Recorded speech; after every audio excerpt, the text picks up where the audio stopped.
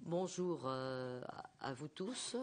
Nous ne sommes pas une foule, mais bon, en ce moment, là, le mode de vie est compliqué. Donc, Monsieur Jean-Louis Falconi, merci d'être parmi nous ce matin. Vous êtes ambassadeur en tant que représentant de la France auprès du Comité politique et de sécurité de l'Union européenne. Alors, nous sommes très heureux de vous accueillir pour parler de sujets qui sont à l'heure actuelle extrêmement importants. Puisque cette première audition se fait au moment où nous savons bien l'opération qui a lieu au Mali et toutes les choses qui peuvent être autour de cela. Comme vous le savez, notre commission a vocation à s'intéresser à toutes les questions européennes, ce qui fait qu'elle ne risque pas l'ennui, et que l'Europe de la défense fait partie de ses préoccupations. Et d'ailleurs, nous avons déjà fait une audition commune avec Madame Patricia Adam, présidente de la Commission de la Défense, et nous avons d'autres projets du même genre en cours. Nous arrivons à une coopération, me semble-t-il, tout à fait importante. Et à ce titre, donc, notre commission a nommé 2 députés rapporteurs sur la politique européenne de la défense. Vous n'en verrez qu'un ce matin puisque M. Pueyo est souffrant, mais Yves Fromion est bien là et il aura l'occasion de vous dire un petit peu où ils en sont de leur réflexion, même si vous l'avez déjà rencontré à Bruxelles. Depuis l'intervention française au Mali, donc je le disais, la politique de la défense, la politique européenne de la défense re-questionne, me semble-t-il, un petit peu nos collègues avec cette question: est-ce qu'il y a échec de la politique européenne de la défense ou est-ce qu'il n'y a pas existence de la politique européenne de la défense et du coup est-ce qu'elle est encore à construire? Mais ça, Joachim Pueyo et Fromion nous ont déjà fait une première approche, donc on a une petite idée là-dessus. Alors je ne vais peut-être pas, comme nous ne sommes pas très nombreux, rappeler très longuement ce qu'est le COPS. De toute façon, vous le ferez forcément mieux que moi. Mais en tout cas, pour la politique de sécurité et de défense commune, il faut quand même que nous nous souvenions que toutes les semaines, il y a des représentants des 27 États de l'Union qui se réunissent et qui font un suivi de la situation internationale et définissent les réponses de l'Union européenne en cas de crise. Et puis émet aussi des avis à l'intention du Conseil. Ce qui me permet de vous dire, non pas une première question, mais une première interprétation, c'est que nous sommes, nous, Français, beaucoup en ce moment préoccupés par le Mali, mais nous savons bien qu'il y a d'autres coins dans le monde où les choses sont complexes. La Syrie, nous y pensons aussi, mais vous avez peut-être, vous, du point de vue de ce qui préoccupe le COPS, d'autres sujets que le Mali à nous pointer, même si notre sensibilité au Mali ne vous étonnera pas plus que cela.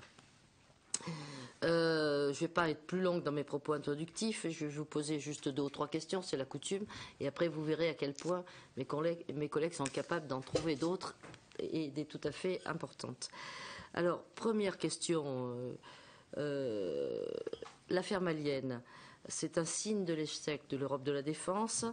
Ou bien est-ce que ça rouvre la possibilité d'avoir une réflexion sur cette politique européenne de la défense? Là, il me semble que sur cette base, peut-être, il y a une réflexion qui peut se relancer sur le développement de l'Europe de la défense et son appropriation par l'ensemble des États de l'Union européenne, même si on peut interroger, me semble-t-il, certains d'entre eux un peu différemment, parce qu'ils sont objectivement déjà plus structurés. Je parle par exemple de la Grande-Bretagne, à part la France, mais nous connaissons tous les particularités de la Grande-Bretagne, que ce soit là comme ailleurs. Deuxième question, quelles sont, à la lumière des concertations que vous avez pu avoir avec vos homologues des États européens, les raisons de, on va dire, l'attentisme de ces États européens vis-à-vis d'un soutien plus affirmé à l'action de la France au Mali? Aviez-vous noté déjà des réserves de la part des autres États européens lors de la préparation de la mission de formation EUTM au Mali, aux dimensions qui étaient pourtant plus modestes? Et dans quelles conditions se présente désormais cette mission? Parce que c'est aussi ça. J'ajouterais d'ailleurs qu'il y avait aussi des missions du côté du développement. Ces missions sont-elles interrompues? Sont-elles continuées? Est-ce qu'il y a des liens entre... Est-ce que vous êtes au courant de ce genre de lien entre ce qui se passe du côté du développement et du côté plus spécifique de la défense? Et enfin, dernière question, je rappellerai, parce que ça a été un moment intéressant de l'histoire du Parlement européen, qu'il y avait, il y a plus de 10 ans maintenant, un rapport fait par Catherine Lalumière qui portait sur l'Europe de la défense, avec une partie, moi j'avais travaillé avec elle là-dessus, qui était de l'ordre de la dimension d'une prévention des conflits. Et de ce point de vue-là, étant écologiste, vous connaissez notre sensibilité dans ce domaine. Pouvez-vous donner des exemples de cette prévention des conflits? Elle continue à être prise en compte ou au contraire, elle n'est pas d'actualité? Et si elle n'est pas d'actualité, y a-t-il moyen de la faire repartir ou de la renforcer? Voilà, je ne vais pas être plus longue pour vous laisser la parole, pour que vous nous brossiez un petit peu l'état des lieux, si je puis dire. Et après, je laisserai les questions de mes collègues vous interpeller, si je puis dire. Merci à vous, en tout cas. Bien, merci beaucoup, Madame la Présidente. Messieurs les députés, Mesdames, Messieurs. D'abord, je vous remercie. Donc, je vais répondre à vos questions dans le cadre d'une petite intervention. Je voudrais... D'abord, je voudrais vous dire que je suis très heureux d'être invité à la Commission des Affaires européennes. Et je pense que le fait que je le suis est déjà en soi un signal. Il y a dans l'Union européenne deux mondes. Vous savez que la politique étrangère et vous savez que la politique de défense de l'Union européenne, la politique de sécurité et de défense commune, est en fait un monde d'une certaine manière. Et ce que je vais dire là a l'air peut-être un peu simpliste, mais est à mon sens un élément fondamental de la situation dans laquelle nous sommes sur ce qu'on appelle l'Europe de la défense aujourd'hui. C'est un monde qui, si vous voulez, a été greffé ultérieurement par rapport au monde communautaire classique. On le sait, ça vient du traité de Maastricht, puis devenu opérationnel à travers le traité de Nice, la création du COPS, enceinte effectivement de contrôle politique et de direction stratégique d'opérations civiles ou militaires. Tout ceci a été greffé après. Et il n'est pas faux que dans la culture, y compris dans notre culture nationale, mais aussi dans la culture européenne, il y a le monde des Européens, qui est plutôt le monde dit du communautaire, et le monde des questions de défense, qui est plutôt un monde stratégique, qui n'est pas nécessairement celui des Européens. Je le vis au quotidien. Et donc... on vit depuis 20 ans à travers, traité de Nice et puis mise en place par le traité de Lisbonne du service européen d'action extérieure, une espèce de tentative, enfin un effort. Tentative, c'est un peu faible, mais un effort de vouloir faire vivre ensemble ces deux mondes et les faire travailler l'un avec l'autre. Mais c'est très imparfait. C'est le but du service européen d'action extérieure, c'est-à-dire de mettre ensemble un certain nombre de moyens de développement, de gestion soft, si j'ose dire, de crise, avec des moyens de gestion de crise. Pour vous dire les choses, je pense que déjà il y a cette question de culture qui mérite d'être, qui mériterait, si vous voulez, qui n'est pas encore là. Moi, je le vis au COPS, donc je vais vous parler très franchement. Je suis j'ai passé toute ma carrière au Quai d'Orsay sur les questions européennes, d'abord communautaires, puis stratégiques, mais toujours dans le cadre de l'Union européenne. Donc ce que je vous dis est tout à fait vécu. Et quand je suis autour de la table du COPS, autant j'imagine quand je me suis occupé de questions de pêche, etc., sous la présidence française de 2000, on a le sentiment que les gens autour de la table veulent faire des règlements, des textes qui conduisent à une espèce de logique européenne et donc une forme d'intégration. Autant quand je suis autour de la table du COPS, l'idée de se dire nous sommes des gens qui avons dans la main des instruments d'action sur les questions de crise, qui peuvent aller jusqu'au déploiement de questions militaires, au-delà d'opérations militaires, au-delà, j'oserais dire, de l'analyse de la situation en Syrie, quels sont les enjeux, l'analyse de la situation au Proche-Orient, etc., mais que nous avons des instruments pour agir, je ne suis pas certain que c'est une culture, tout simplement, qui est partagée par tout le monde au quotidien. Il y a un certain nombre de pays qui l'ont. C'est traditionnellement les pays qui ont une espèce de vision, une sorte de vision de politique étrangère, c'est-à-dire la France, c'est-à-dire le Royaume-Uni, c'est-à-dire des grands pays comme l'Italie, l'Allemagne, quelques autres États membres, mais mettons que sur les 27, si vous voulez, l'idée qu'on est là non seulement pour évoquer la situation, alors je ne parle même pas de ceux qui viennent s'informer sur la situation internationale, parce qu'il y a plusieurs stades d'analyse. Il y a un certain nombre de collègues qui viennent au COPS, s'informer de la situation internationale à travers ce que dit le Service européen d'action extérieure. Et puis il y a ceux qui viennent dire comment ils voient les choses, et puis il y a ceux qui proposent d'agir et veulent agir. Et quand vous faites ces cercles-là, le dernier cercle, c'est-à-dire le sentiment qu'on est autour de la table avec des instruments d'action, comme on le fait dans des domaines dits communautaires, mais avec cette culture beaucoup plus ancienne, eh bien ce sentiment n'est pas partagé par tous. Enfin, n'est pas partagé par tous. Oui, il l'est normalement théoriquement, puisque tout le monde a signé le traité et ratifié, donc par définition c'est le cas. Mais en réalité, dans le vécu quotidien, c'est pas du tout le cas. Donc ça, je crois que c'est une question, si vous voulez, à mon avis, qui est culturellement extrêmement importante. Cette culture est en train de se mettre en place grâce au traité qui est, le député M. Fromion a fait déjà plusieurs rapports là-dessus, qui est incomplètement mise en œuvre, puisqu'il y a un certain nombre de dispositions institutionnelles qui existent, la clause de solidarité, la coopération structurée permanente, qui ne sont pas mises en œuvre. Voilà. Donc ça, donc si vous voulez, on a au quotidien des instruments dont on peut se demander si les gens autour de la table ont envie de les utiliser. Et donc ça, je vais y venir. Voilà. Deuxièmement, on a potentiellement des outils qui sont dans le traité et qu'on n'a pas encore mis en œuvre. Bon. Ça, c'était une réflexion que je voulais faire. Alors, ensuite, ce que je vais évoquer, en effet, pour partir de la situation malienne, pour vous dire quel est ce que je comprends de la perception de cette affaire et comment je l'ai vécu, moi, étant déjà dans ces fonctions depuis 3 ans et ayant vécu toute la montée en puissance de la prise en compte par l'Union européenne des problématiques sahéliennes. Et puis, deuxièmement, je vous dirai ensuite, à mon avis, quels sont les grands enjeux pour les mois à venir par rapport à ce que nous sommes en train de vivre en ce moment. Bon.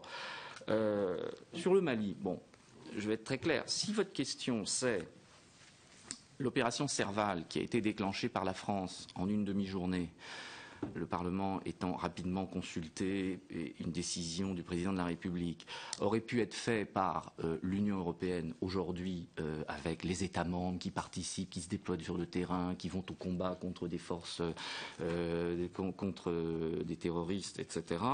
Si vous me dites que si votre question c'est est-ce que c'est ça, et donc la réponse est non. Et donc voilà. Est-ce qu'il faut en déduire que c'est un échec complet de la fin de l'Europe de la défense? Est-ce que et je dirais non plus. Bon. Alors sur la question, est-ce que l'Union européenne peut déclencher une mission comme ça, comme Serval, si j'ose dire, mais sur un cadre européen? Bon, je crois qu'il y a plusieurs difficultés. Il y a d'abord, bon. Il y a une question, il y a 2 facteurs essentiels. Il y a la disponibilité de forces et puis il y a la volonté de les engager. Bon. Il y a un premier problème dans l'Union européenne, et je vais y revenir sur les enjeux, c'est le constat que les Européens ont de moins en moins de capacité de défense pour agir. Bon. Alors évidemment, ensuite, il y a des espèces de syllogismes qui font qu'on dit, bah oui, donc UE, etc. Mais là, je m'engage un peu, mais j'ai l'occasion d'en parler très souvent, et vous le savez, avec mon collègue de l'OTAN, le problème est le même à l'OTAN. Il n'y a pas de moyens européens, peu de moyens européens. Évidemment, dans l'Union européenne, c'est évident, puisqu'il n'y a que ça. Dans l'OTAN, ça se voit moins, puisque par définition, il y a d'autres partenaires assez importants que les Européens. Bon. Donc, là, une question principale, c'est la disponibilité de moyens pour agir.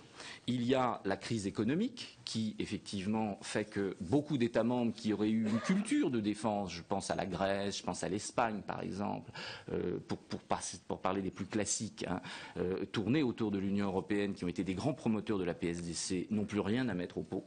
Donc c'est très clair. On le voit même dans les opérations soft, enfin légères, que sont EUTM, par exemple. Donc très faible en réalité. Bon, les Espagnols un peu plus, si quand même, j'exagère, mais ils mettront 40 formateurs. Mais donc il y a un problème de capacité, et puis surtout, alors il y a un problème aussi culturel, c'est que d'une certaine manière, il y a un certain nombre de, on a tellement, l'Union européenne est un tel élément de promoteur de paix entre nous, avec succès, qu'un certain nombre d'États membres, dans les 27 qui la composent aujourd'hui, ont tellement appris la leçon que c'est, si vous voulez, la paix tous azimuts. Mais la question de savoir si la paix chez nous peut entraîner d'avoir les moyens de faire la guerre, entre guillemets, dehors, si ce qui préserve la paix chez nous nécessite d'intervenir pour nous protéger, pour éviter le développement du terrorisme. Est-ce que les États membres ont vraiment la conscience de ça? C'est-à-dire, est-ce qu'ils ont tellement appris leur leçon de paix qu'en réalité, ils sont pacifistes, tous azimuts? Je pense qu'il y a un élément culturel là-dedans, c'est-à-dire qu'il y a beaucoup d'États membres qui n'ont tout simplement pas de moyens de défense nationaux, et donc par définition, ils ne comprennent même pas pourquoi on leur expliquerait qu'il faut transposer au niveau européen une notion de souveraineté qu'ils n'ont même pas au niveau national. Donc, ils n'ont pas de moyens. Alors ensuite, il y a des choix, malheureusement. Il y a la crise économique, il y a le choix politique de ne pas en avoir, parce qu'on décide que finalement, voilà. Bon. Et ça, ce sont des choix. Mais il y a un premier problème sur le fait, peut-on faire le Mali? C'est qu'au total, peut-on faire, l'opération Serval? Au total, les États qui, si j'ose dire, auraient pu faire ce que fait la France, avec l'appui logistique d'un certain nombre d'Européens, se compte même pas sur les doigts d'une main aujourd'hui. Bon, dans l'Union européenne à 27. Donc, problème de disponibilité de force. Alors, deuxièmement, ensuite, problème de la volonté de les déclencher, c'est-à-dire de la volonté d'agir. Et là, il y a une question du partage. Alors, ça renvoie un peu, j'ai un peu schématisé, mais ça renvoie un peu à ce que je viens de dire aussi tout de suite, c'est-à-dire se projeter à l'extérieur. Quels sont les États qui veulent se projeter à l'extérieur? Alors, il y a une question d'abord de l'analyse partagée. Est-ce que c'est une bonne cause? Et je vais y venir sur le Mali. Je pense que, par exemple, la situation et la réaction de l'Union européenne en Libye, si j'ose dire, a été... L'Union européenne, là, je parle au sens institutionnel, a été bien pire que pour le Mali. Puisque en Libye, l'Union européenne a décliné toute compétence dans cette crise qui, si j'ose dire, est arrivée plus vite que la situation malienne. La France a plaidé pour dire que l'Union européenne devait jouer un rôle dans la résolution de la crise libyenne. Alain Juppé l'a fait au Conseil des Affaires étrangères du 11 mars 2011, je me rappelle encore, et 26 États membres autour de la table ont dit non, c'est pas pour nous, on ne veut pas. Voilà. Donc, de ce point de vue-là, j'oserais dire, la crise malienne est, je vais vous en dire quelques éléments, m'apparaît moins grave. Volonté de les déclencher. Alors là, on se retrouve aussi donc avec déjà le partage de la justification de la cause, c'est-à-dire l'analyse politique qui fait qu'il faut le faire.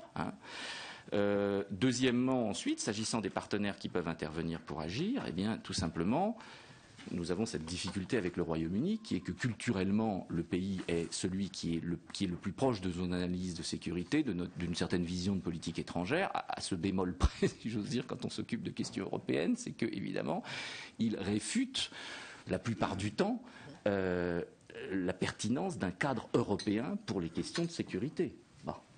Ça a été le cas le libyen, c'est-à-dire ce paradoxe qui finalement fait qu'on est intervenu France-Royaume-Uni en Libye, mais que moi, dans les discussions internes que j'ai eues au COPS sur la question libyenne, mon ennemi, entre guillemets, c'était le Royaume-Uni. C'était eux qui ne voulaient pas qu'on fasse quoi que ce soit, pas l'Allemagne, qui, d'une certaine manière, a laissé faire à l'OTAN. Et si le Royaume-Uni et la France avaient été d'accord, auraient laissé faire des choses à l'Union européenne. Bon.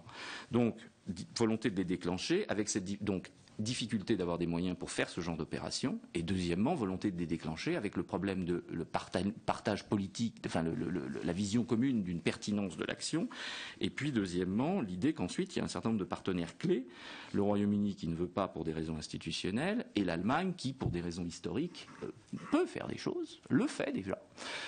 Mais avec des difficultés considérables, en se réfugiant au moins, je ne sais pas si c'est un prétexte, ou enfin je crois qu'il y a une réalité institutionnelle, aussi derrière le Bundestag, et qui aussi. Bon, je crois qu'il y a un... Bon.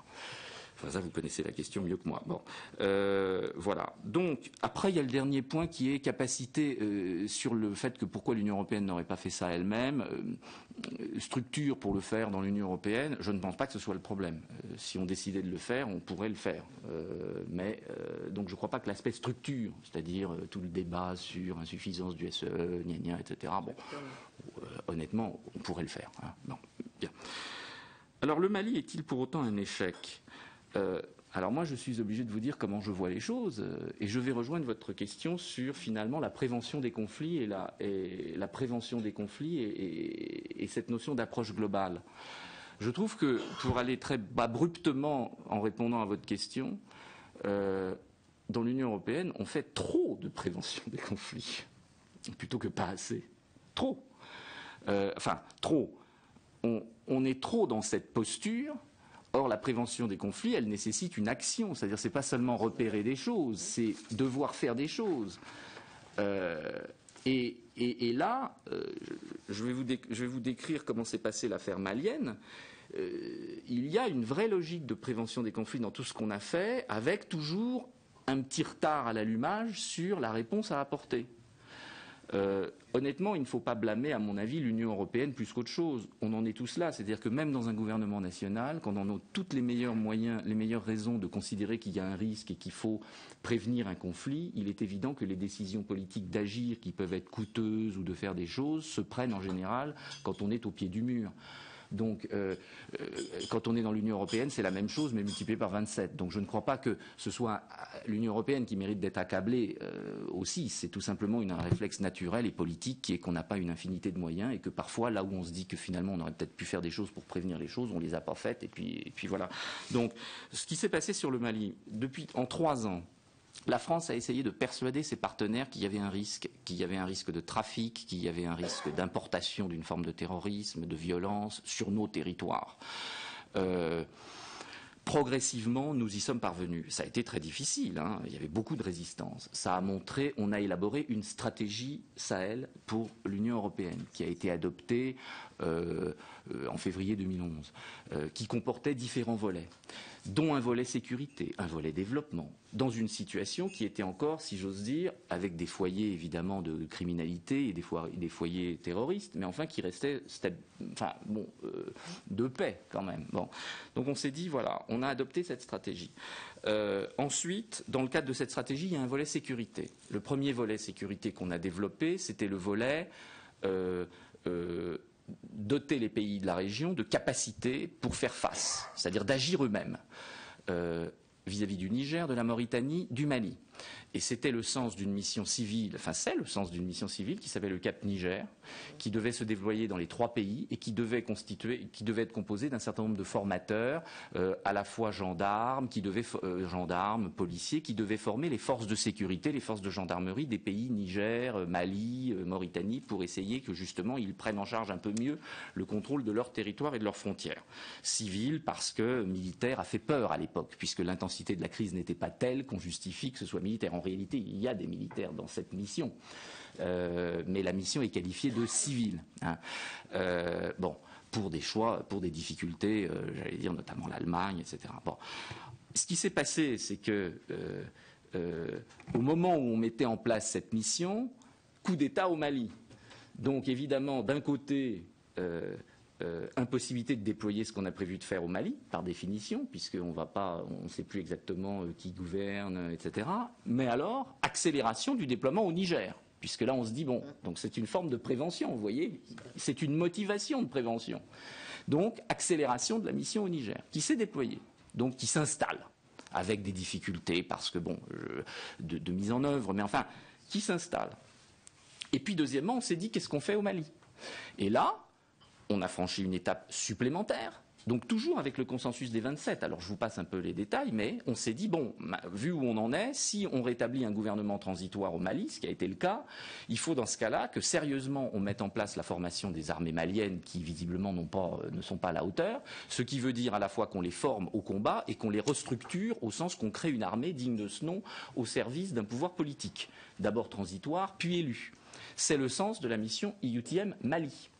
Et puis de dire, l'autre logique, qui part aussi d'une logique d'appropriation par les pays africains, puisque quand même il y a un certain nombre de conflits qui nous ont enseigné que, bon, quand on va directement soi-même sur le terrain, évidemment, la capacité d'appropriation ultérieure et de stabilité plus tard est plus faible. Donc il vaut mieux essayer de faire ça par les principaux intéressés, c'est-à-dire que les Maliens reconquièrent leur territoire. Donc on a dit les Maliens d'abord, puis les Maliens avec des Africains, c'était la CEDEAO. Et on a dit comment aider la CEDEAO, ça veut dire des financements de l'Union européenne, parce qu'on peut le faire, pour payer les per diem des armées, environ 50 millions d'euros. Bon. On a enclenché l'opération EUTM, soyons clairs, au moment où on a donné la garantie à tout le monde que ça voulait dire former des Maliens, mais pas intervenir avec des Maliens au nord. C'est comme ça qu'on a obtenu que EUTM se fasse. Bon. Et c'était encore possible au sens où on était dans une logique où, on avait un peu de temps pour intervenir. Bon. Puis, dernière étape, les islamistes déferlent vers le sud. Alors là, je dis d'abord politiquement, je vois on fait beaucoup de critiques à la France, mais comment ça se fait que vous y êtes allé tout seul ? Il y a une capacité, la France a des moyens, a une analyse politique, a la volonté, et est peut-être le seul État membre parmi 27 de décider le matin d'enclencher une opération militaire l'après-midi, je pense. Bon, déjà. Deuxièmement, on avait bien dit à tous les partenaires, et très franchement, je pense que c'est votre compréhension aussi, que ce devaient être les Africains d'abord. Simplement, il y a un moment où il faut faire un choix politique qui est de dire, si les Africains eux-mêmes ne peuvent rien faire, est-ce qu'on laisse se faire les choses et qu'on reprend à zéro, ce qu'on a fait en Somalie, ou est-ce qu'on décide qu'au fond, par rapport à l'exposition que ça représente, intervenir nous met dans une situation moins défavorable que de devoir laisser faire par les Africains et de recommencer à zéro. Mais alors, voilà. C'est une décision politique extrêmement lourde qui a été prise par le président de la République. Ça a donné l'opération Serval. Donc vous comprenez bien aussi que il était même impossible, j'allais dire politiquement, d'aller passer 3 mois à aller voir nos partenaires en leur disant qu'est-ce que vous pensez de l'idée d'aller intervenir sur le terrain au nord, puisque par définition c'était une option que nous-mêmes, que la France, honnêtement, politiquement, ne voulait pas mettre en avant. Donc, quand même compliqué. Bon. Donc ça a donné ça. Et qu'est-ce qui s'est passé à ce moment-là ? Après 3 ans de culture commune, si j'ose dire, autour de ces aspects sahéliens, eh bien, on a finalement, on aurait pu avoir, moi je vous le dis, une situation où les islamistes menacent de déferler vers le sud, la France intervient, soutien logistique d'un certain nombre d'États de l'Union européenne, ce qui est quand même pas mal. On aurait pu avoir des Européens qui disent « Oh là là là, tout ça est très dangereux, arrêtons tout ». On aurait pu avoir cette réponse. Vous me direz, j'ai peut-être un degré d'exigence qui est devenu faible, mais on aurait pu avoir cette réponse. Je l'ai vu dans un certain nombre de cas. Donc la réalité, ce qui s'est passé, c'est qu'à l'inverse, pour le coup, parce que le dossier était en place, parce qu'il y avait cette stratégie, parce que tout le monde savait qu'il y avait un vrai problème, parce que les gens n'avaient pas envie de s'y mettre eux-mêmes pour combattre au nord, mais quand même avaient la conscience d'un problème et avaient intériorisé la conscience d'un problème, au contraire, l'Union européenne a dit non, il faut au contraire accélérer tout ce qu'on peut faire autour de ça en appui. Donc ça veut dire que Mme Ashton a été extrêmement accommodante là-dessus, c'est-à-dire a convoqué une réunion des ministres des Affaires étrangères, a accéléré le déploiement des financements en lien avec le commissaire Piebalgs pour la CEDEAO, a accéléré le montage de la mission EUTM qui maintenant est envisagée, donc dans la décision est envisagée le 12 février pour un déploiement mi-mars. Ça a entraîné une contribution des États à cette mission qui s'est rapidement mise en place avec la difficulté de la protection de la force, mais là je peux... Les Allemands ont proposé que pour cette mission, ils fourniraient ce qu'on appelle le rôle 2, c'est-à-dire tout l'aspect médical sur le terrain. Bon, voilà. Et donc, d'une certaine manière, je dis, voilà comment on a vécu cette opération malienne. Est-ce que c'est un échec de l'Union européenne ?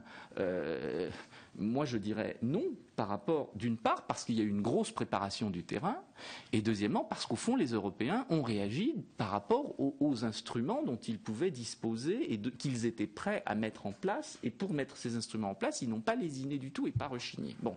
Donc, je dirais que voilà la raison pour laquelle je ne présenterai pas ça comme un échec de l'Union européenne. Parce que la Libye, qui est un vrai succès, j'allais dire, un succès à l'OTAN aussi, était un vrai échec de l'Union européenne, au sens où là, on a dit non, surtout, on ne veut pas voir ce qui se passe, nous, Union européenne. Et d'ailleurs, je vous signale qu'on est encore en train d'essayer de se décider pour mettre en place une mission d'aide aux Libyens pour surveiller leurs frontières, qui elle-même aussi est accélérée dans le contexte sahélien, d'une certaine manière. Bon, mais voilà. Dernier point, et donc voilà, je crois qu'ensuite tout ceci nous entraîne dans 3 enjeux majeurs. Le premier, donc les 3 enjeux qui sont devant nous, approche globale, révision du service européen d'action extérieure et enfin l'échéance du Conseil européen de décembre 2013. Justement, il y a l'enjeu de l'approche globale. C'est une manière, si vous voulez, qui intègre notamment toute la logique, y compris prévention des conflits, et qui est la logique d'expliquer que l'Union européenne a cette compétence extraordinaire de pouvoir mettre tous les moyens ensemble et de faire des choses. Donc, un autre dossier que je n'ai pas évoqué, mais sur lequel l'Union européenne, mais là on peut l'évoquer aussi, a quand même une contribution importante au succès de tout ce qui se passe, c'est dans la Corne de l'Afrique. Hein.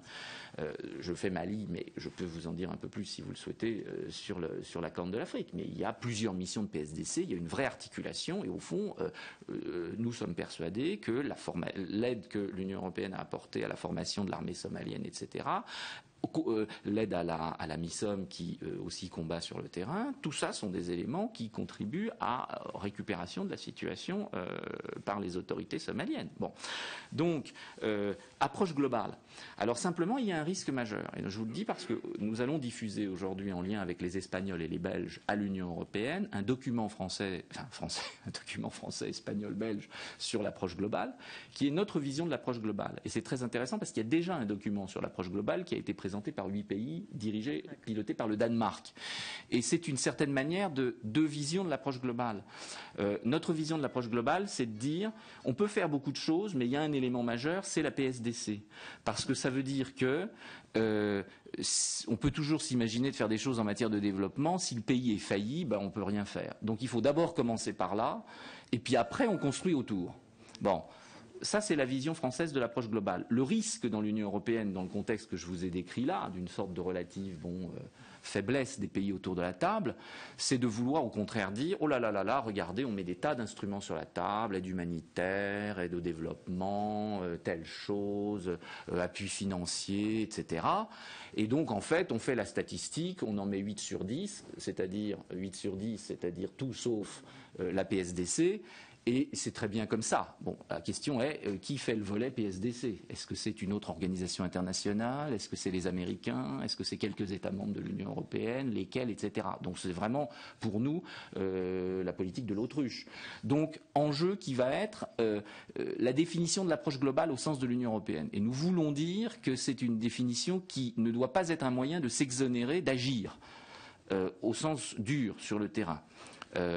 Il va y avoir une communication de la Commission et du Service européen à l'action extérieure là-dessus, et ça va être une échéance assez importante, parce que Mme Ashton veut illustrer son passage, puisqu'elle terminera son mandat vraisemblablement en 2014, par deux choses. Un, la mise en place du SEAE, et deuxièmement, la définition, la conceptualisation d'une forme d'approche globale dans l'Union européenne. C'est-à-dire cette espèce de pont dont je parlais au début, de réconcilier l'ensemble des moyens, et de montrer pourquoi il y a une pertinence. Mais il y a des gros dangers là-dedans. Et notamment, voilà. Donc, un, enjeu, approche globale. 2, enjeu, révision du SEAE. Vous savez que les choses sont en cours. Là encore, il y a une difficulté. Certains disent, oui, finalement, l'Union européenne ne fait plus de facto beaucoup d'opérations militaires ou des opérations militaires de faible intensité type EUTM. C'est pas la peine d'avoir un état-major, etc. Concentrons-nous sur le civil, primo. Deuxièmement, on nous dit, au fond, ces structures de gestion de crise, elles sont pas suffisamment en interaction avec les directions politiques, géographiques, donc il faudrait peut-être les éclater à travers des... Bon, la France se bat contre ça parce que si on acte le fait que, parce qu'aujourd'hui la situation est celle que je vous ai décrite, on ne fera plus jamais d'opérations type Tchad, type RDC, etc., on est sûr qu'on ne les fera jamais. Deuxièmement, perdre la compétence que représentent ces structures qui sont organisées pour certaines comme des OHQ, quoi, au motif qu'on met un peu de sécurité partout pour faire plaisir... on est sûr aussi qu'on ne redémarrera jamais. On n'a plus d'instruments. Donc ça, c'est un deuxième enjeu, c'est la question de la révision du service européen d'action extérieure. Puis alors, le troisième enjeu, j'allais dire, je termine par le plus important, c'est le Conseil européen de décembre 2013. C'est-à-dire que les questions fondamentales que j'ai mises sur la table au début, c'est-à-dire, est-ce que les États membres de l'Union européenne estiment que la promotion de leur sécurité justifie qu'ils investissent dans des moyens de défense, justifient qu'ils développent leur industrie, qu'ils privilégient une industrie de défense européenne, ou est-ce qu'au contraire, au fond, il y a beaucoup de priorités, et celle-là, on ne s'est pas si mal débrouillé jusqu'à présent, donc laissons tomber. Voilà, je schématise. C'est une question qui doit être posée au chef d'État. Voilà. Et c'est le sens de la question qui va être posée à la fin de l'année. Alors je vois, le président de la République a dit hier, et dernier point, moi ce que je trouve, c'est que justement cette opération malienne nous donne une certaine... Bon, la France a toujours été un pays... toujours battant, toujours promoteur de toutes ces questions au sein de l'Union européenne. Simplement, on ne peut pas le faire tout seul. Et a fortiori, il faudra aussi tenir compte des résultats du livre blanc, que je ne connais pas, et qui, enfin, je ne sais pas ce qu'ils seront sur notre capacité à agir, notre capacité à agir en commun, etc. Mais en tout cas, je trouve que l'opération malienne donne à la France une voix encore plus forte pour essayer de parler, c'est-à-dire dire voilà notre expérience. Vous êtes tous autour de la table contents qu'on soit intervenus, tout le monde l'a dit, hein. Y compris hier, il y a eu une réunion ministérielle avec 50 pays auquel Pascal Canfin a participé et tout le monde a remercié la France. Bon, d'accord. Donc ça nous donne une certaine légitimité pour parler. Et je vois que le président de la République a dit hier que finalement, c'est une question existentielle, hein, mais il y a un moment où c'est les chefs d'État qui doivent se la poser. Ne laissez aucun doute sur la détermination de l'Europe à porter ses valeurs. Nous devons tirer les conséquences et avoir la lucidité indispensable pour élaborer une stratégie pour conduire une véritable politique extérieure commune, pour avoir une défense commune. La France est prête, donc ça veut dire quand même qu'on peut enclencher le mouvement en mettant au pot, mais il est évident qu'on ne le fera pas tout seul. Donc il est temps là encore d'en finir avec la dispersion des initiatives, de rassembler nos forces et nos moyens, de rapprocher nos industries, d'harmoniser nos positions dans les instances internationales, etc. Donc, bon, on voit bien le sens de ce qu'on est prêt à faire, et donc le mouvement dans lequel on va pousser nos partenaires en vue de l'échéance de décembre 2013. Est-ce que ça va se matérialiser concrètement par une contribution française explicite ou par un travail d'influence ou par des choses en commun avec des partenaires? Mais donc tout l'enjeu, c'est vraiment de voir qu'une fois qu'on a dit tout ça, est-ce que les Européens ont envie de dire que la sécurité est un sujet important par rapport à l'ensemble des politiques dont ils parlent? Est-ce qu'ils sont prêts à faire les investissements nécessaires sur les capacités? Est-ce qu'ils sont prêts, s'ils ne sont pas capables de le faire individuellement, à faire des choses en commun, lourdes, en termes de souveraineté? Est-ce qu'ils sont prêts à promouvoir leurs propres industries? Il y a eu un mandat du Conseil européen de décembre 2012 qui a fait, donc, mandatant la Commission, l'Agence européenne de défense, le Service européen d'action extérieure de travailler sur tous ces sujets. Et j'allais dire de sortir d'une logique strictement politique étrangère, hein, d'aborder ça sous l'angle industriel, etc. On aura un rendez-vous en décembre 2013 là-dessus. Voilà. C'est-à-dire encore, et là je termine là-dessus, sur la capacité des Européens, dans le cadre de l'Union européenne, de prendre des décisions courageuses ensemble, qui est un problème qui se pose. Enfin, je pense que votre commission est confrontée à ça sur d'autres sujets, qui est un problème, qui est le problème qui se pose dans l'Union européenne aujourd'hui. Et moi, je vois ça sous le micro-aspect des questions de défense et de sécurité. Voilà. Merci, Madame la Présidente. Merci beaucoup, Monsieur l'Ambassadeur. Je pense que ça nous a beaucoup éclairé et puis ça a dû déclencher quelques questions complémentaires. Donc Yves Fromion, pour le moment, William Dumas sont les deux premiers inscrits. Donc je leur passe la parole. Et Yves Fromion comme rapporteur. Oui, merci Madame la Présidente. Merci Monsieur l'Ambassadeur. Je crois que votre exposé était particulièrement clair et peut-être même décapant pour certains. Vous avez dit que le Mali n'était pas apporté dans la catégorie des échecs de l'Union européenne. Je serais un peu plus nuancé, pardonnez-moi Monsieur l'Ambassadeur, parce que c'est tout de même pour aller sécuriser et secourir 6000 ressortissants français qui vivaient à Bamako que nous avons déclenché l'opération dans les conditions où on l'a déclenchée. Et pourquoi je dis cela? Mais il n'y a pas que des Français qui sont en position de coopération dans le monde entier. Il y a aussi des représentants d'autres pays européens. Ça veut dire que si l'Union européenne n'est pas capable à un moment donné, dans un laps de temps très court, de déclencher une opération pour porter secours et assistance à ses propres ressortissants.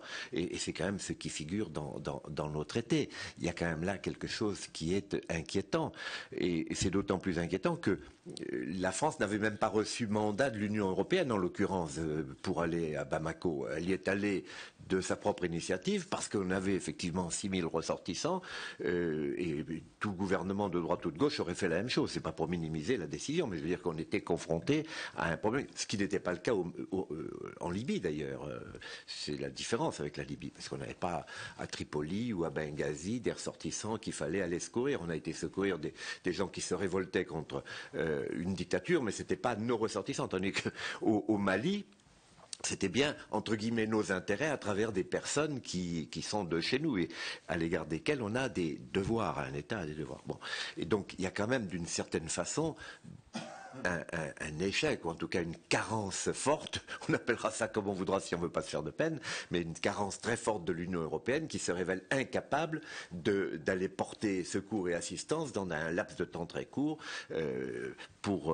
face à une situation comme celle qu'on vient de décrire. Donc il y a quand même, franchement, au niveau de l'Union européenne, même s'il ne faut pas accabler cette pauvre Union, parce que l'OTAN n'aurait pas été plus rapide, hein, si on regarde bien les choses. L'OTAN, le mécanisme de décision de l'OTAN, enfin je parle sous votre contrôle, monsieur l'ambassadeur, mais s'il avait fallu que ce soit l'OTAN qui y aille, ça n'aurait pas été plus rapide de déclencher le mécanisme.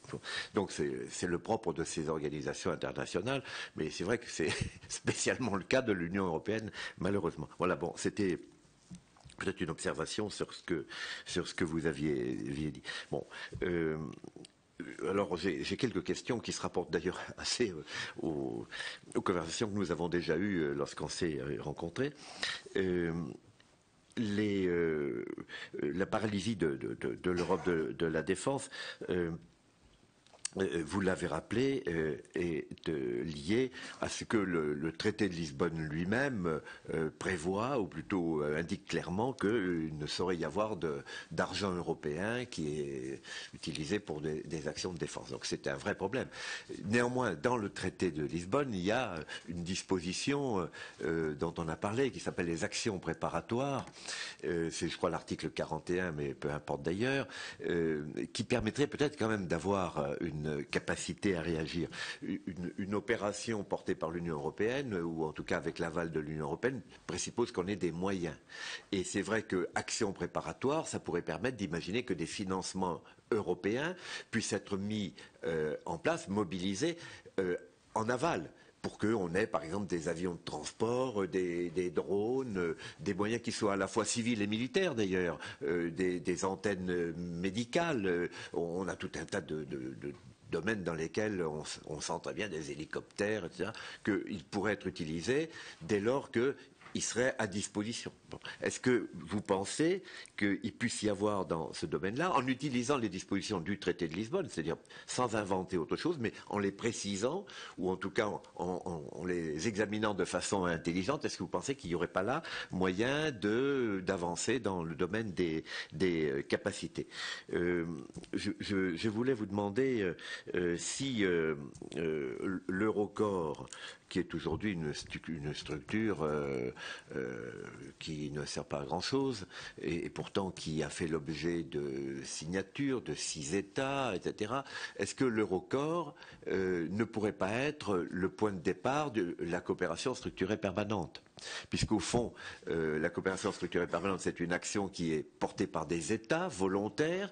Or, l'Eurocorps a été constitué autour de la brigade franco-allemande, etc., et s'est grossi progressivement. Aujourd'hui, il y a 6 États qui ont signé, n'est-ce pas? La Pologne veut rentrer également dans l'Eurocorps. Bien, on a donc là des États qui s'engagent à apporter des moyens qui ressemblent assez à la coopération structurée permanente. Il y a des groupements tactiques, de la logistique, tout ça existe, l'état-major existe. Voilà des types qui se battent les flancs, pardonnez-moi de le dire crûment, mais c'est la réalité des choses. Bien, est-ce qu'on ne pourrait pas imaginer que l'Eurocorps, ça va d'ailleurs être une des préconisations de notre rapport, puisse être le point de départ de la coopération structurée permanente, qui peu à peu permettrait d'avoir enfin quelque chose qui se crée. Vous voyez, bon, voilà. Je pourrais vous poser une question sur la multiplicité des structures, et je terminerai là-dessus, parce que ça donne un peu une image parfois pathétique de ce qui se passe au niveau européen,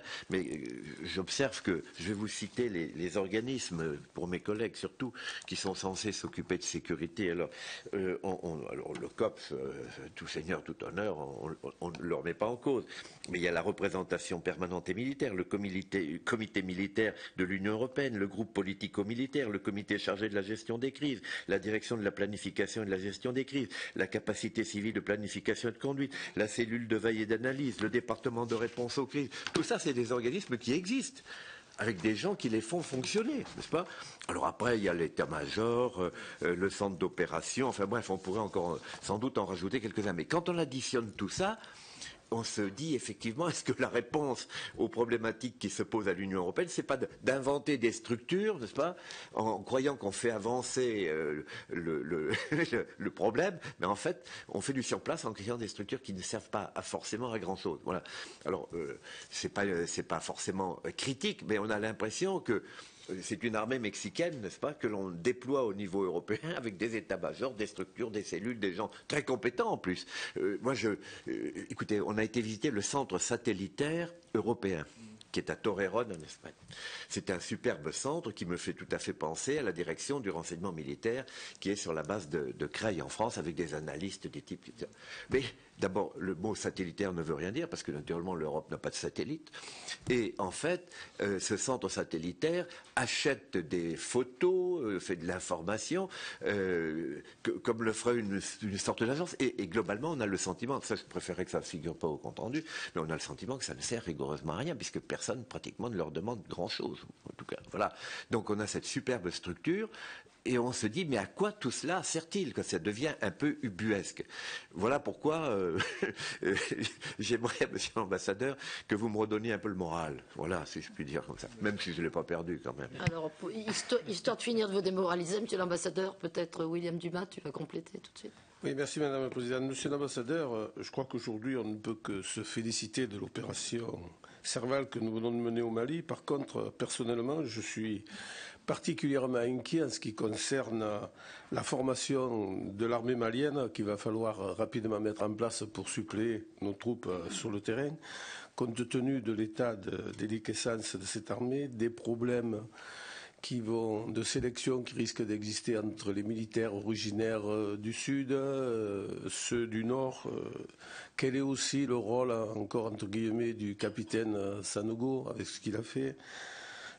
J'aimerais savoir aussi quelle participation peut-on attendre des membres de l'Union européenne, que ce soit en formateur ou en financement, puisqu'il va falloir, à mon sentiment, aller très rapidement. Merci.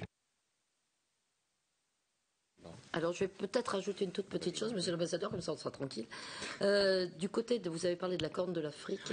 Est-ce que vous pourriez nous donner un petit peu, est-ce qu'il a été tiré des leçons de la question somalienne et de la façon dont aujourd'hui, du coup, on traite le sujet au niveau de la Corne de l'Afrique?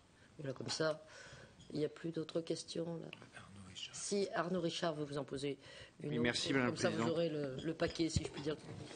Monsieur l'ambassadeur, merci pour votre propos très passionnant sur le Mali. Moi, je voudrais vous poser une question sur un sujet tout autre, qui est celui du... Vous avez évoqué un groupe de travail transversal récemment sur la cyberdéfense. Je voudrais savoir comment vous percevez ce groupe au sein de l'Union européenne et quel est le degré de coopération en la matière entre l'OTAN et l'UE et quel est, selon vous, l'agenda de la stratégie européenne relative à la cyberdéfense.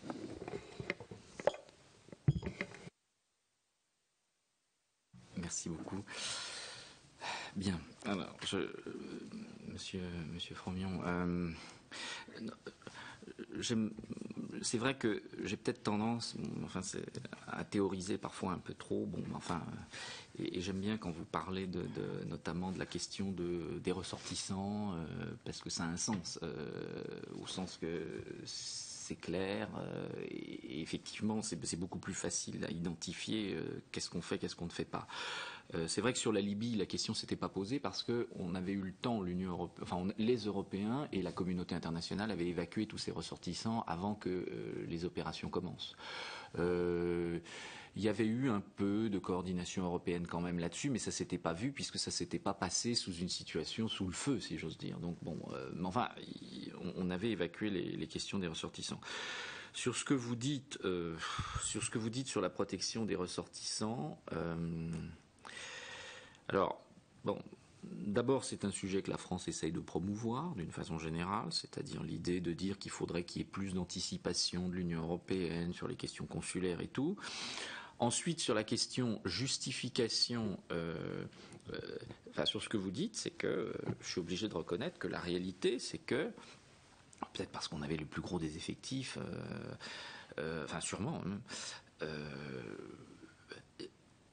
finalement, c'est un élément déclencheur parce que je pense que dans la réponse européenne au Mali, y compris dans le fait que certains n'offrent que des moyens de transport logistique, stratégiques, etc., il y a eu l'événement de la prise de la raffinerie en Algérie qui a été un élément déclencheur. Alors je ne dis pas qu'il faut qu'il y ait des drames pour que les Européens se réveillent en disant bah oui finalement, mais je pense que par rapport au discours, par rapport au concept de la sécurité des Européens est en jeu, je pense qu'il y a eu un élément dans tout ce qui s'est passé, que l'affaire prise de la raffinerie en Algérie a été un élément déclencheur, incitatif plus fort encore de la volonté des Européens d'essayer de faire quelque chose, et on a eu des contributions. Bon, ensuite, ce que vous dites sur la protection des ressortissants, je crois que ça nécessite qu'on mutualise. La vérité, c'est que c'est à la fois un avantage et un inconvénient pour la France. Les autres n'ont pas beaucoup de moyens et ils savent que la France est sérieuse. Donc en fait, ils se sont dit que puisqu'on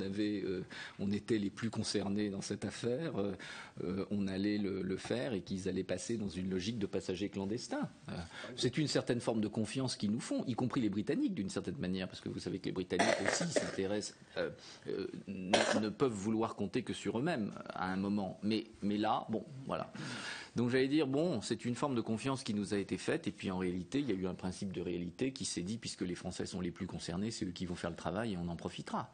Alors ensuite, on a des aides logistiques. Je pense que des crises aident à essayer de nous justifier, de mutualiser ce genre de choses. Mais je suis obligé de dire que oui, vous avez raison là-dessus. C'est dommage que les autres n'aient pas été plus engagés, j'allais dire, pour protéger Bamako et leurs propres ressortissants. Mais d'une certaine manière, ils nous ont fait confiance, ce qui est à la fois... ce qui est bien. Il y a ceux qui nous ont fait confiance, il y a ceux qui de toute façon n'auraient pas eu les moyens de faire quoi que ce soit. Voilà. Donc, quand on met les deux ensemble, ça donne la France. Mais il faut se poser la question de savoir si ça peut pas se passer dans des zones où on est moins concerné, d'autres sont plus concernés mais n'ont pas de moyens. C'est comme ça que ça peut avancer. Mais je n'ai pas vraiment de réponse malheureusement, sinon de dire que ça peut nous amener justement à l'idée d'avoir plus de moyens collectifs d'une certaine manière, ce qui est votre question, c'est-à-dire, bon, je crois que là, je vais être très honnête aussi, le premier problème c'est 10 moyens collectifs, 10 moyens et 10 financements, et les débats sur le financement et la volonté de contribuer à des capacités communes dans l'Union européenne, bon, c'est la question que vous connaissez beaucoup mieux que moi. C'est un micro-détail, mais c'est le problème global des perspectives financières, des égoïsmes nationaux par rapport à la volonté, au fait qu'il y aurait beaucoup de choses que l'Union européenne pourrait faire si on finançait des choses en commun, mais qu'on n'en a pas toujours les moyens et qu'un certain nombre d'États membres ne veulent pas non plus. Donc voilà. Alors, malgré ça, quand même, donc premier problème, financement commun égale... renvoie au problème financier de l'Union européenne, difficultés sur les perspectives financières et le fait qu'aujourd'hui les accords se font sur le plus grand commun dénominateur qui est très faible. Bon. Rendez-vous au Conseil européen de jeudi, vendredi. Alors malgré ça, ça progresse quand même un peu, je dois le dire, parce que ça fait longtemps qu'on est par exemple, on est en train de créer ce qu'on appelle un warehouse, qui est un système où on dote, notamment pour le déploiement de missions civiles de PSD. Alors pour les missions militaires, ça se pose moins, puisque comme chacun apporte ses moyens et qu'en réalité, une fois qu'on a déclenché les choses, les États membres qui le font sont assez motivés, donc ça va assez vite en réalité quand c'est militaire. Quand c'est civil, c'est plus compliqué, parce qu'effectivement, on a l'argent, c'est le budget de la PESC, budget sur le moyen, elle est correctement dotée, simplement comment on l'utilise. Alors, il y a un premier progrès qui est en cours, c'est la création d'un warehouse, qu'on appelle un warehouse, j'avoue, je sais même pas, enfin comment on appelle ça en français, mais enfin ça doit être une forme de dépôt, qui est que en fait il y a une forme d'acquisition collective de moyens, type véhicules blindés, type ordinateur, etc., qui peuvent aider à faire, si vous voulez, un fonds de lancement de certaines missions qu'on peut utiliser à droite à gauche. Donc ça existe. Enfin, ça existe. C'est en voie de mise en place. Donc ça, c'est déjà un premier élément. Ce serait donc, au fond, l'amorce du financement des actions préparatoires. Oui. Alors, ça, c'est ça. Deuxièmement, il y a une autre chose à faire, et là, je pense que ce que vous dites sur le déclenchement du fonds de lancement est un des sujets qu'on peut mettre sur la table, enfin, et qu'on peut même, sur lequel on peut essayer de prendre des décisions pour le Conseil européen de décembre 2013, parce qu'il y a la vraie question stratégique, mais enfin, on peut aussi se demander si on ne peut pas faire des facilitateurs.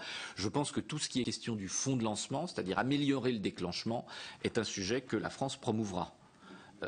Enfin, améliorer le préfinancement. Simplement Oui, parce que vas-y, fonds de lancement et action préparatoire, c'est deux choses. Le fonds de lancement, ce sont des dotations nationales qui sont admises pour pouvoir lancer une opération, mais les actions préparatoires, c'est encore autre chose. Alors, sur les actions préparatoires, donc il y a ce warehouse. Il y a une deuxième réflexion qu'on va engager, c'est la question des conditions de financement du lancement des opérations civiles. Aujourd'hui, une opération civile de PSDC, elle est financée sur le budget de la PESC, c'est du budget communautaire, donc elle est conditionnée par les mêmes règles que quand la Commission a envie d'acheter du papier. Mais évidemment, on passe des marchés publics, etc. Et évidemment, quand quelqu'un doit se déployer sur le terrain, s'installer, trouver des locaux, acheter des ordinateurs pour commencer à lancer la mission, ça dure 3-4 mois et il y a un vrai problème. Alors la Commission se couvre, parce qu'évidemment, il y a le contrôle de la Cour des comptes, etc. Et donc, elle est très prudente. Mais il y a un vrai problème de timing dont s'ouvrent toutes les missions civiles. Et je pense que ça sera une des propositions que fera la France, qui est justement d'essayer de... Là, je m'engage beaucoup, donc je ne voudrais pas que ce soit écrit comme ça, mais en quelque sorte, d'une certaine manière, de voir si le Conseil européen ne peut pas décider qu'on révise le règlement financier de l'Union européenne pour faciliter ce genre de déploiement, parce que c'est pas normal qu'on mette 6 mois pour qu'un chef de mission qui s'installe sur le terrain n'a d'ordinateur, etc. Je vous dis, au bout de 4-5 mois, parce qu'il faut passer des marchés publics pour qu'il les acquiert. Donc réponse, facilitation de financement. Deuxièmement, capacité en commun, etc. Mais je veux dire, vous savez que le problème des capacités en commun bute d'abord sur le problème financier général de l'Union européenne. Sur la question que vous avez posée, sur la question de la coopération structurée permanente, bon, malheureusement, c'est un sujet qu'il faut qu'on démine. Je sais que vous y êtes très attaché. Enfin, non, mais attendez, non, mais excusez-moi de schématiser un peu parce que c'est pas du tout une forme. Je crois qu'on en a besoin. Simplement, la question, c'est que le sujet est totalement miné aujourd'hui parce que il est assimilé aux questions dites institutionnelles. On a dit question institutionnelle égale feu rouge britannique, donc plus personne n'a le droit d'y toucher. Nous-mêmes, les Français, en avons eu tellement peur puisque comme les Britanniques nous ont brandi l'étendard, on s'est dit oh là là, donc finalement on ne le met plus spontanément sur la table. Il faut déminer la question. Donc je pense que ce que vous faites à travers vos rapports est utile. Et je pense que je réponds très vite sur.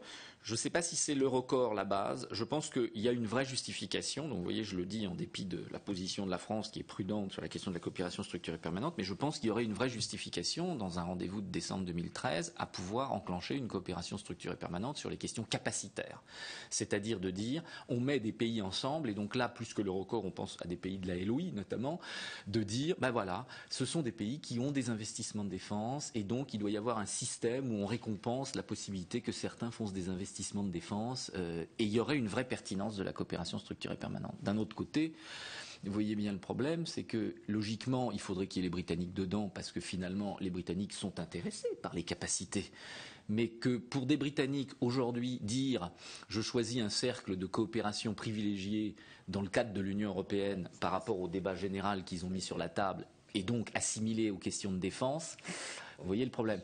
Donc, ce que je vous dis là, c'est vraiment pour ne pas vous tenir de langue de bois sur cette question, mais le sujet est miné. Je pense qu'il y a une vraie pertinence. Il faudrait qu'on arrive à le déminer d'ici la fin de l'année, et tout ce que vous pouvez faire pour expliquer, et il faudra qu'on en parle aux Britanniques, il y a des mots qu'on ne peut plus utiliser, alors c'est comme ça, mais bon, sera utile. Sur la multiplication des structures de gestion de crise, je pense que bon, je vais pas. Le SATSEN a son rôle, c'est-à-dire que effectivement, il n'a pas d'image au sens c'est pas les satellites de l'Union européenne, il achète ses images, mais il a une petite capacité, et honnêtement, je n'ai pas en tête le budget du SATSEN, mais il est relativement faible, ça doit tourner autour d'une dizaine de millions d'euros par an. il est très sollicité parce qu'en réalité, ils ont une capacité d'analyse des images. C'est-à-dire ils achètent les images, mais ensuite les images, il y a ce qu'on en fait. Et ils ont une vraie capacité d'analyse des images qui nous sert notamment. Donc il est très sollicité pour les missions de PSDC dans la Corne de l'Afrique. C'est-à-dire, exemple, quand Atalanta a dû... Quand on a décidé que dans le cadre d'Atalanta, on passait à une posture offensive de frappe à terre, c'est-à-dire qu'on essayait de détruire les dépôts des pirates, eh bien, il a fallu le faire sur la base de renseignements et d'informations qui ont été fournies notamment. J'ai vu les photos. Bon, alors, quand on voit ça, c'est incompréhensible. On voit des petits points, etc. Mais il y a des gens qui savent que là, ça veut dire que c'est un bateau renversé, que là, il y a des gens qui risquent d'être là, etc.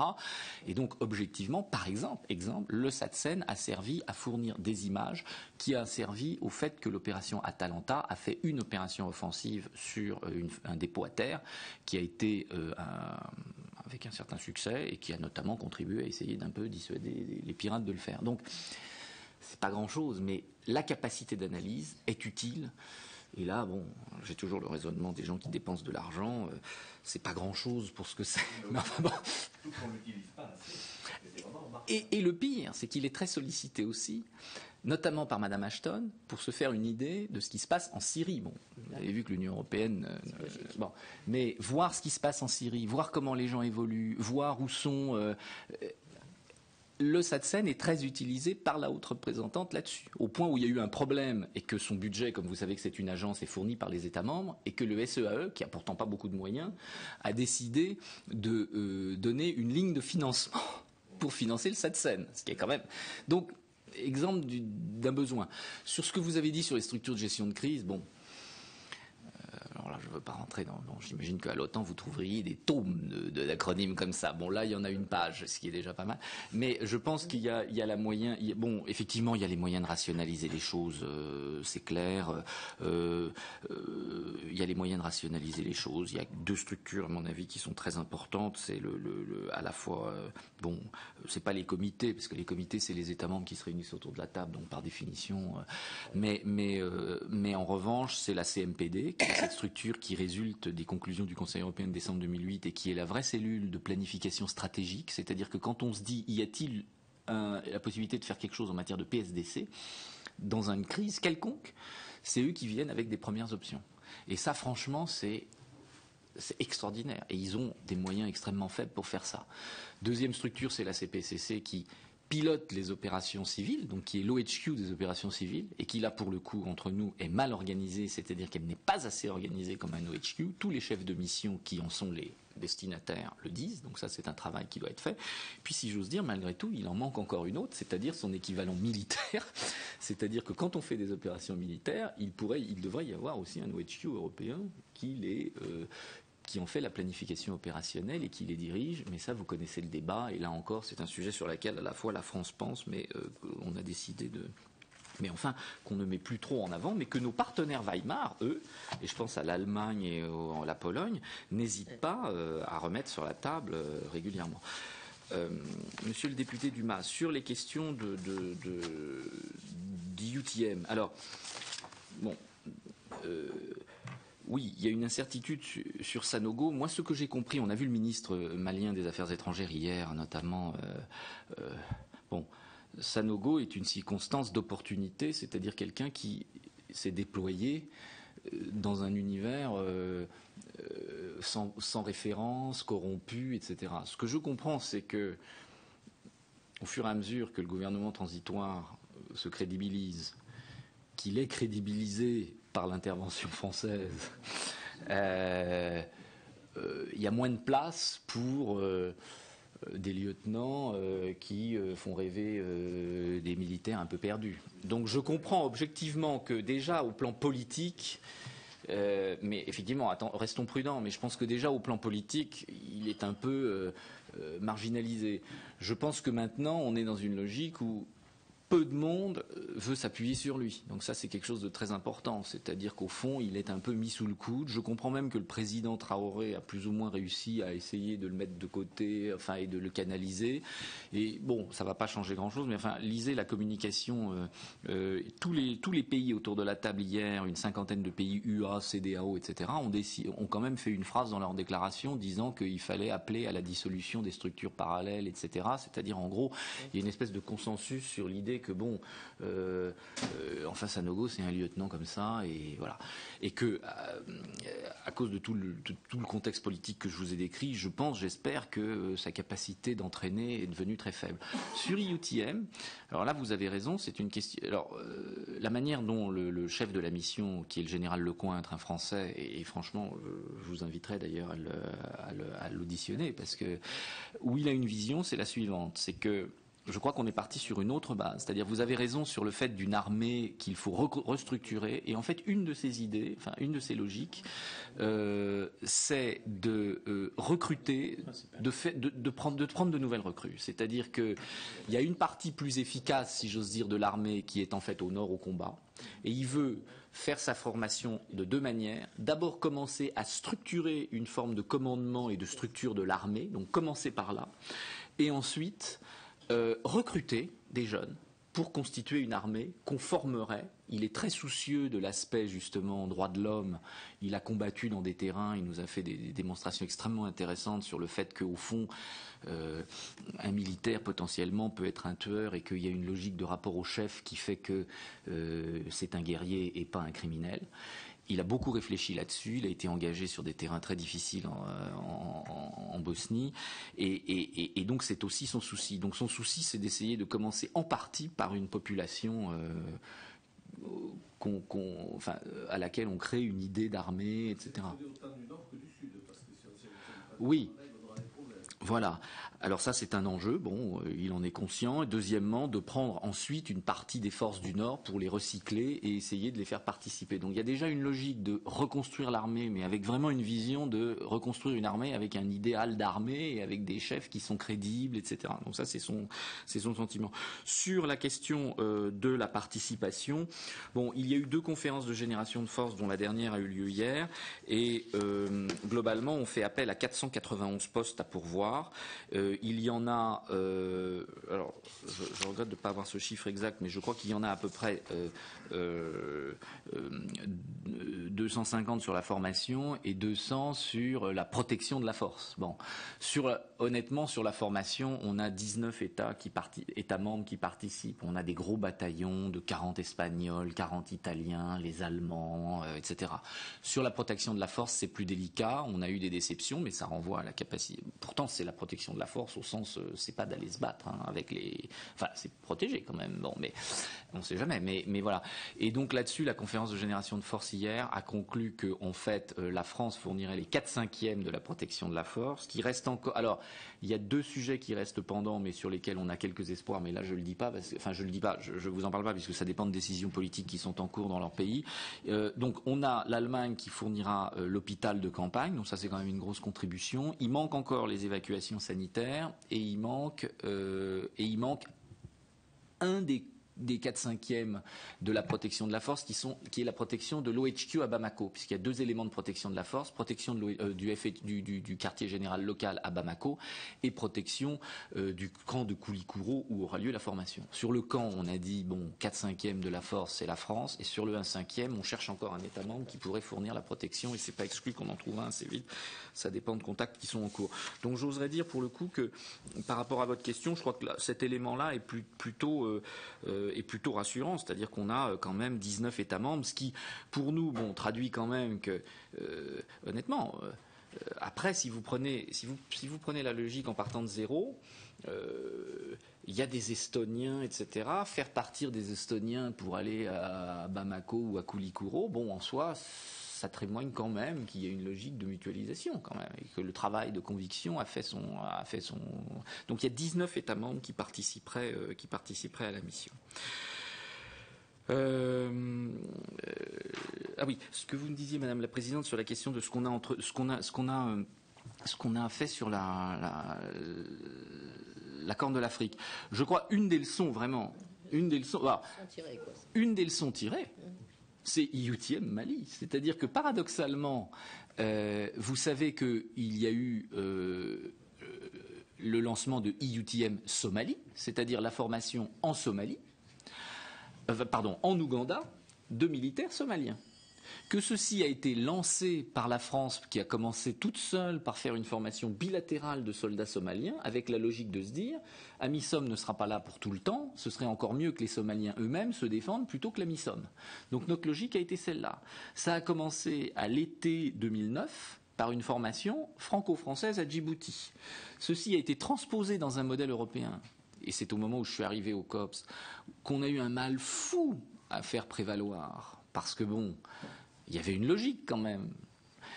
Et en même temps, vous ne pouvez pas vous imaginer le nombre de caveats que les pays ont mis, bon, avec des vraies craintes, qui étaient par exemple, si on forme des Somaliens mais qui vont aux rebelles, évidemment il y a un problème. Donc il y a eu tout un tas de conditions qui se sont mises ensemble, et notamment une des conditions c'était qu'on assure le financement de leurs soldes, parce qu'évidemment si on les paye, ils ont moins tenté d'aller chercher de l'argent ailleurs, et donc les États-Unis le font, l'Italie le fait notamment, et donc ça, le financement de leur salaire c'est un élément évidemment du succès. Mais donc on a mis tout un tas de garde-fous. Et maintenant, on a essayé de convaincre tout le monde. Les gens y sont allés très prudemment. Au départ, c'est un Espagnol qui a commandé cette force avec essentiellement des moyens français. Aujourd'hui, je crois qu'on a très peu. On a 20 personnes dans cette mission. Et tous les États membres ont volé au secours de cette mission. Elle est dirigée par un Irlandais. Il ne tarisse plus de plaisir sur le sens de cette mission, qui a un vrai sens. C'est-à-dire qu'on est persuadé qu'une partie de ceux qui ont été formés on est persuadé, on le sait, ont abondé les forces de sécurité somaliennes et qui ont permis d'avoir un certain nombre de succès. Maintenant, il y a une logique de faire, comme la situation est meilleure en Somalie, d'essayer de faire basculer une partie en Somalie, pas la formation, mais d'essayer de s'insérer dans l'armée somalienne et dans les structures de commandement de l'armée somalienne. Donc la mission IUTM est un vrai succès. Donc, c'est ce qui nous a aidé aussi à ne pas partir de zéro sur IUTM Mali, c'est-à-dire de dire que quand on se lançait dans ce genre de choses, ça peut marcher.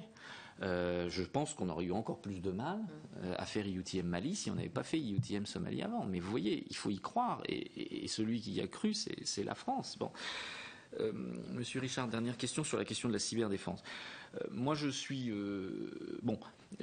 souvent je crois que la difficulté de la cyberdéfense, c'est que c'est un domaine où, là encore, on peut difficilement demander à l'Union européenne de faire plus que ce que les États membres eux-mêmes ont commencé à faire, et qui était au total une prise de conscience légitime, mais d'abord très inégale, et même un peu tardive en réalité. Donc bon, vous imaginez que quand vous transposez tout ça à 27, donc d'abord je crois qu'on a un acquis, c'est-à-dire que, faut être très franc, je crois que le Royaume-Uni a pris le sujet, le corps, la première, mais je crois que la France s'y est bien mise. Il y a eu tout un travail qui était organisé. J'avais reçu Jean-Marie Bockel à Bruxelles, donc il est allé aussi voir comment le volet européen pouvait faire quelque chose. Alors malheureusement, j'allais dire, c'est là où l'Union européenne pâtit de son approche globale, c'est-à-dire que la question de la cyberdéfense est évoquée dans les conseils qui traitent de télécommunications, dans les conseils qui traitent de défense, dans les conseils qui traitent de justice, affaires intérieures, etc.